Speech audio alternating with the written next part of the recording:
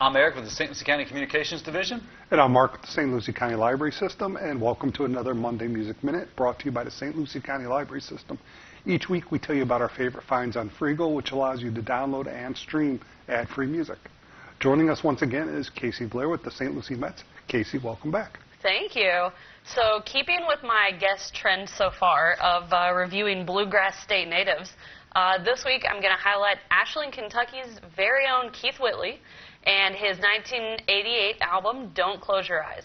This album was the second released album and the last one released in his lifetime. The album had 3 consecutive #1 hits, the title track, Don't Close Your Eyes, I'm No Stranger to the Rain, and When You Say Nothing at All. All 3 great songs. These 3 tracks have been covered by pretty much every country artist since the early 1990s.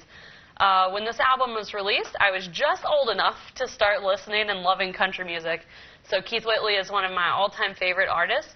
While I love those 3 big hits from the album, there are also quite a few other hidden gems, like Flying Colors, Lucky Dog, and Would These Arms Be in Your Way, which actually features backup vocals by legends Vern Gosdin and Emmylou Harris. The album was part of the wave that turned country music back towards its traditional roots and influenced a lot of the greats that I grew up listening to: Alan Jackson, Garth Brooks, Travis Tritt. While the world was certainly cheated out of hearing many more years of Whitley's unmistakable voice, I'm super thankful that we were given the 2 albums that we have, both of which I could listen to all day long. And luckily, with a library card, I could do just that. Awesome. Now, it's hard for me to find new bands, but Freegals won't help me find one that I like. The Bleachers. The group is fronted by the musical wonder kid Jack Antonoff. He's a Grammy Award-winning indie pop producer who's worked with Taylor Swift, Lords, St. Vincent, and Lana Del Rey, just to name a few. He's even won a Grammy as a performer in the band Fun.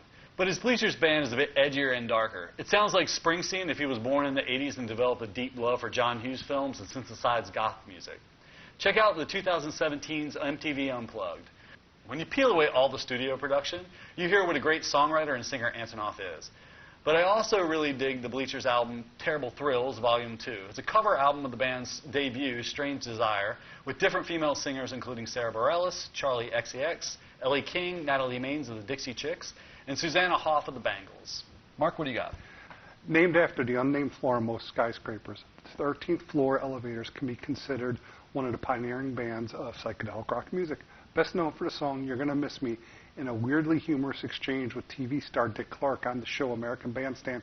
The elevators predate the better-known bands such as Grateful Dead, the Zombies, Jimi Hendrix, and early Pink Floyd. The elevators emerged from Texas with the fusion of garage rock, traditional country music, and a lot of drugs that defied the norms of the early to mid-1960s Texas. This all occurred well ahead of what was happening in San Francisco music. To the public, the elevators appeared to be another normal band of the air.